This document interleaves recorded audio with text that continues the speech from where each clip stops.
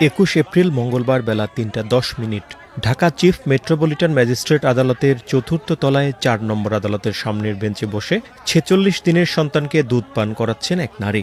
কাপড় দিয়ে আড়াল করে রেখেছেন আরও দুজন।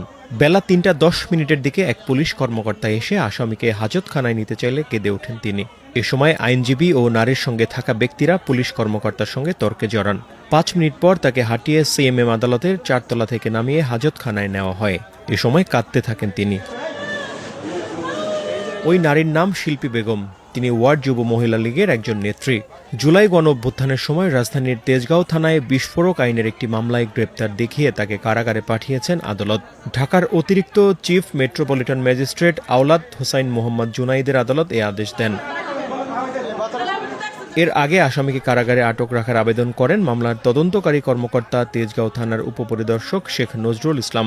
আসামি পক্ষের আইনজীবী ফারজানা ইয়াসমিন বলেন, ওই নারীর কোলে ১ মাস ১৬ দিন বয়সী বাচ্চা।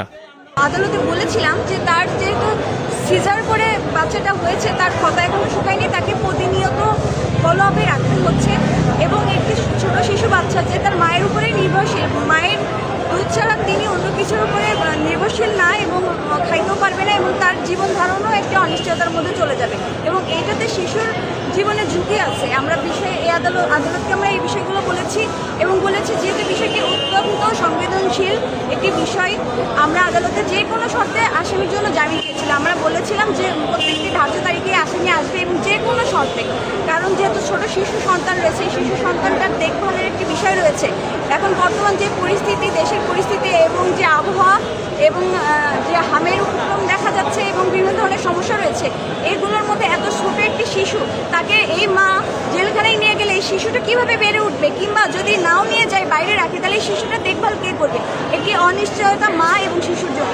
আমরা বিজ্ঞ আদালতে এই মানবিক দিকটা বিবেচনা করে জামিনের জন্য প্রার্থনা করেছিলাম, কিন্তু বিজ্ঞ আদালত পরবর্তীতে নামঞ্জুর করে। এটা আমাদেরকে ব্যথিত করেছে। আমরা মনে করি এটাতে মা ও শিশু দুজনেরই মানবাধিকার লঙ্ঘন হচ্ছে। আদালত সূত্রে জানা যায়, মামলার তদন্তে শিল্পী বেগমের বিরুদ্ধে ঘটনায় জড়িত থাকার বিষয়ে যথেষ্ট সাক্ষ্য প্রমাণ পাওয়া গেছে। গোপন তথ্যের ভিত্তিতে ২০ এপ্রিল নিজের বাসা থেকে তাকে গ্রেপ্তার করা হয়। তিনি বৈষম্য বিরোধী ছাত্র আন্দোলন দমনে সক্রিয় ভূমিকা পালন করেন বলে তদন্তে জানা গেছে।